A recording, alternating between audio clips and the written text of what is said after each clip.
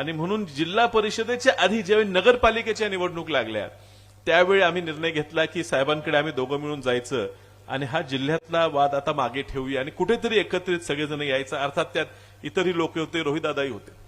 आणि कदम साहेबांना विश्वित कदमांना घेऊन आम्ही साहेबांकडे गेलो. साहेबांनी आम्हाला स्वागत केलं. त्यावेळेला शरबत पाजलं, आईस्क्रीम दिलं, जेवण राहिलं, पण बाकी सगळे आमचा पाहुणचार केला. आणि त्यामुळे आईस्क्रीम मध्ये गार होऊन आम्ही साहेबांना शब्द दिला की इस्लामपूर आणि आष्टाची आम्ही निवडणूक लढणार नाही.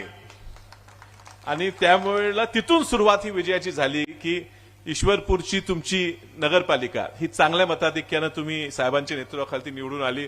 आम्ही तिथं समोर नसलो तरी पडद्यामागे आम्ही मागे घेतल्याचं थोडा तरी श्रेय आम्हाला दोघांना द्यावं अशी तुम्हाला सगळ्यांना विनंती करतो. आणि येणाऱ्या बॉडीत एखादा कॉप्ट काँग्रेसचा मध्ये घुसवावा अशी आम्ही तुमच्याकडे या व्यासपीठावरनं तुम्हाला मागणी करतो.